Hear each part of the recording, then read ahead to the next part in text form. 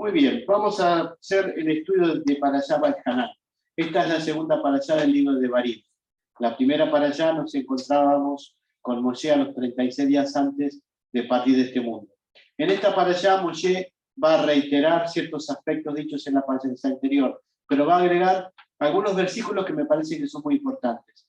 Primero que todo va a reforzar el futuro de la comunidad que va a estar a cargo de Yoshua, es decir, de Josué, el cual se iba a encargar de conquistar la tierra que le había sido prometido al pueblo de Israel.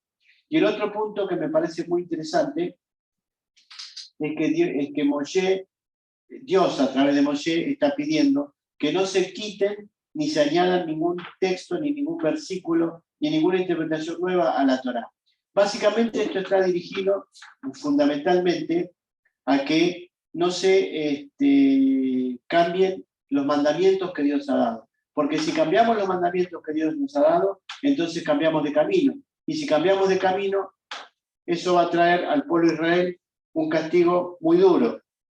Ya pasó con la generación anterior que salió de la tierra de Egipto. Pero además de eso, la parashá nos dice que los pueblos van a hablar de Israel como que es un pueblo inteligente y sabio. ¿Por qué? Porque tiene un Dios que lo dirige por el sendero correcto hacia la espiritualidad. Bueno, de esto vamos a pasar ahora un salto grande al profeta Isaías, o al profeta Isaías, cuando él dice que la tierra es redonda. De ahí es uno de los versículos que nos indican que ya para la época 700 antes del tiempo actual, ya se creía que la tierra no era cuadrada, sino que era redonda. Y esto lo pasamos a 1492 y llegamos a Colón, que salió a recorrer la tierra redonda y no la tierra cuadrada como se pensaba que era. Les recuerdo que Colón salió el 9 de Av, el día en que la Inquisición fue establecida en España. Y con ellos fueron los que estaban en la cárcel, que eran judíos que estaban siendo perseguidos. Y así todo llegó a las supuestas Indias, que era nada más ni nada menos que el Caribe. O sea, se tomó unos días de playa, para hacerlo más sintético. Había all inclusive en ese momento. Bueno, all inclusive significa que vos comés todo lo que querés durante todo el día, que es lo más lindo que hay. Bueno, en aquella época se pensaba que vos llegabas al fondo de lo que se veía del mar y te caías. Te caías al universo, no solo te caías. Entonces, demostró Colón que no era así.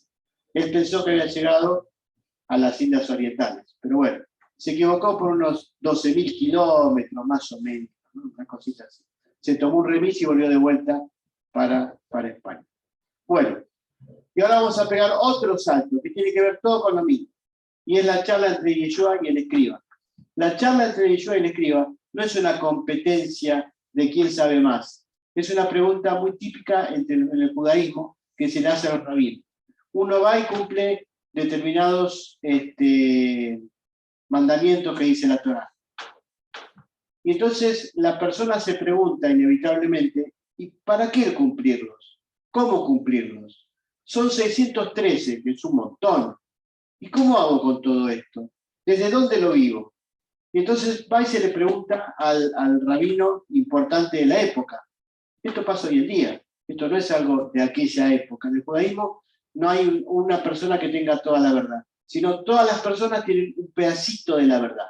Esto es diferente a la religión occidental, donde hay una vara única, que es la que dicta lo que se tiene y lo que no se tiene que hacer. Y si no, estás en contra del grupo determinado.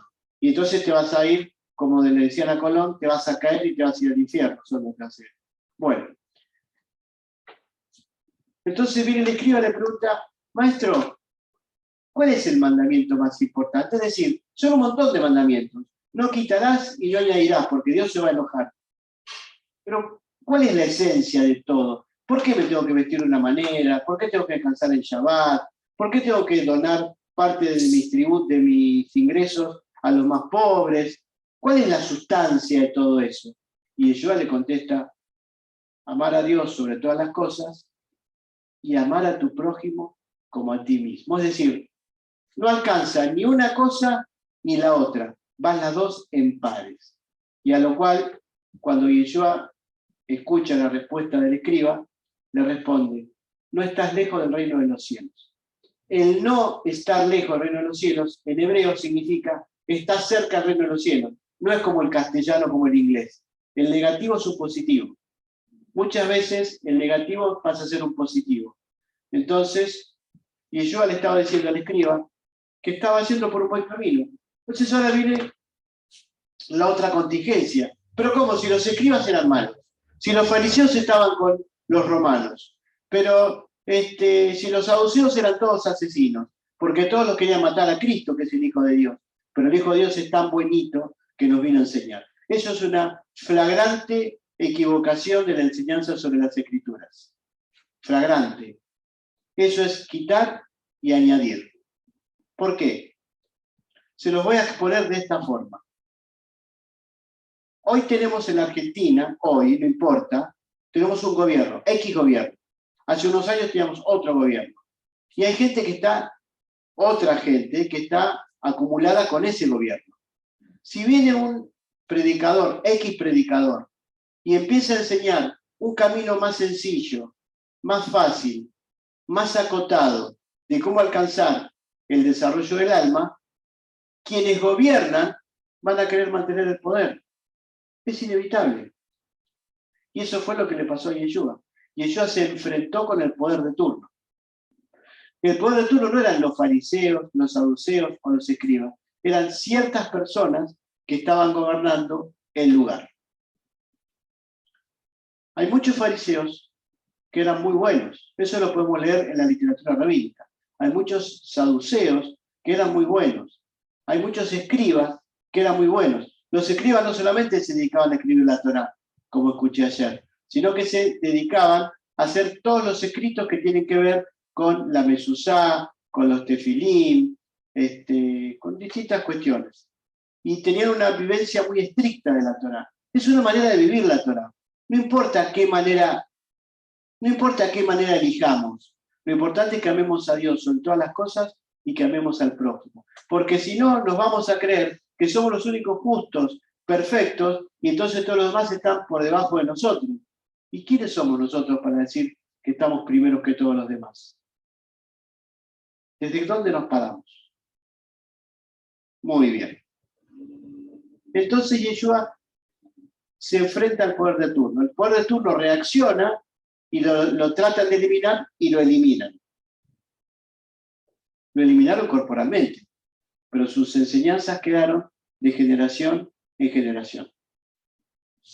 Después, los escritos denominados del Nuevo Testamento es porque alguien murió. El testamento es cuando se escribe sobre alguien que murió. Los judíos murieron porque rechazaron al Hijo de Dios, a Cristo. Entonces ahora los nuevos, elegidos por Dios, somos nosotros, los cristianos. Eso es inventado, porque en la época de Yeshua no había cristianos. El cristianismo nace a partir del año 130 o 150, después de los acontecimientos que estamos narrando. Eso fue una creación del ser humano. Otra de las creaciones del ser humano son las imágenes, que esta para allá claramente especifica que no serán imágenes ni arriba en el cielo ni abajo en la tierra, y no serán estatuas de lo que es la divinidad. Mientras hagamos estatuas de lo que es la divinidad, lo estamos humanizando y bajándolo a un nivel de lo humano. Y Dios está por encima de lo humano. Por eso es Dios. Por eso es el que nos guía en nuestras vidas. Bueno. ¿Por qué las generaciones quieren gobernar el mundo? Porque todos los que tienen el poder se olvidan de que algún día se van de este mundo. Entonces quieren tener bajo sí a todas las generaciones que están presentes. Y yo le contesta al escriba, que era muy sabio. Por eso contestó lo que contestó. Amar a Dios sobre todas las cosas y amar al prójimo como uno mismo. Partiendo de eso, cumplimos los 613 mandamientos. Pero lo esencial es poder amar. La esencia es poder tener el corazón abierto para poder darle al otro. Tal es así que cuando Yeshua estuvo en el madero, él pidió a Dios que perdone a los que lo estaban flagelando, diciéndole, padres, perdónalos, no saben lo que hacen. Hay que tener un corazón muy abierto como para comprender al que te está castigando y no pedir que Dios castigue. Ahí vemos el amor de Yeshua respecto a todos, incluso a los romanos, incluso al pueblo de Israel que lo estaba juzgando y que estaban mintiendo. Y eso nos tiene que servir de ejemplo. Es muy clásico en el pueblo hebreo acercarse a los rabinos y preguntarles, ¿por qué tengo que encender las velas en Kabbalah Shabbat? ¿Por qué tengo que descansar el sábado? Y eso no es malo, no es ofensivo. Es preguntar al rabino para que el rabino dé las respuestas. Y entonces el rabino da las respuestas según la Torá y el devoto que está ahí le pregunta, ¿pero qué dice el Tanya? ¿Pero qué dice el Talmud? ¿Pero qué dice esto? ¿Y por qué así? ¿Por qué no así? Y el rabino tiene que estar preparado para tener una contestación a cada pregunta. Y a veces las respuestas quedan abiertas, porque nadie sabe todas las cosas. Entonces hay distintas posturas. De ahí que en el pueblo de Israel existan distintos grupos. Y eso es sano, porque Dios lo permite. Lo que no está permitido es cambiar la Torá y no está permitido no amarlo a Él sobre todas las cosas, a Dios sobre todas las cosas, y no amar al prójimo como los amamos a nosotros mismos. Shabbat Shalom para todos. Shabbat Shalom. Bueno, muy bien.